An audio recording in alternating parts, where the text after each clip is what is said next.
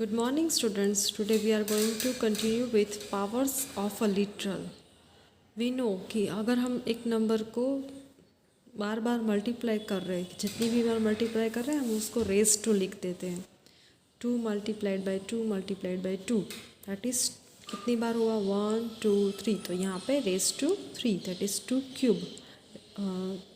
Raise to 3 होता है तो हम ऐसे क्यूब बोल सकते हैं एंड रेज टू 2 होता है तो हम स्क्वायर बोलते हैं.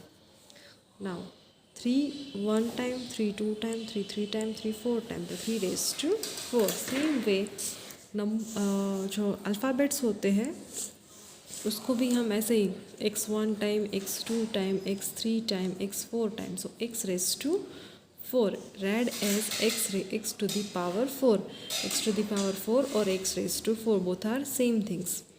और power exponent those are also called same things. यहाँ पे y कितनी बार है 5 times so y raised to 5. Now write each of the following in exponential form. तो कितनी बार a है 1 2 3 4 5 6 7. exponential form में बोला हो तो a raised to 7.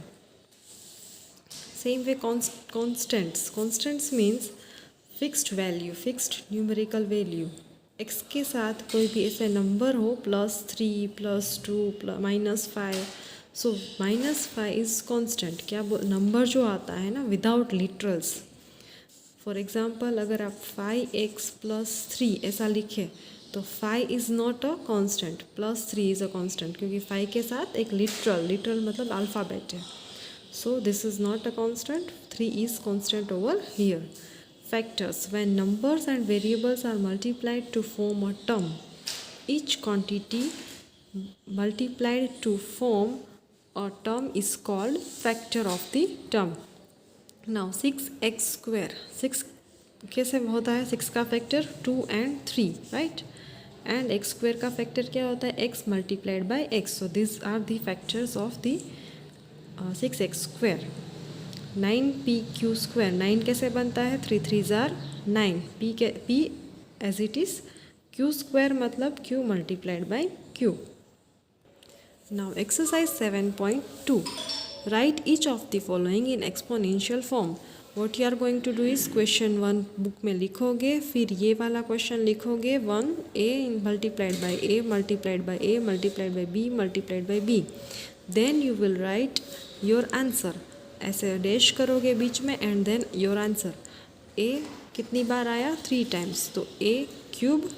b कितनी बार आया 2 टाइम्स. मल्टीप्लाइड लिखने की ज़रूरत नहीं है, it is to be understood. a cube b square. Now यहाँ पे क्या है 9 स्क्वायर डैश करोगे 9. p कितनी बार आया 2 टाइम्स. p square. q कितनी बार आया 1 2 ने 3 so q cube. 6 as it is a 1 2 3 times so a cube. b square. c कितनी बार आया 3 times so c cube. 2 3s are 6 so 6 a square. b 2 times आया so b square. Again x cube, y square and z. 2x कितनी बार बोला है 10 times so हम सीधा 2x raise to 10. ये 2x भी ये 10 टाइम्स में काउंट हो जाते हैं, ठीक है. Multiplied by y 2 times so y raise to 2. x raise to 10 y raise to 2.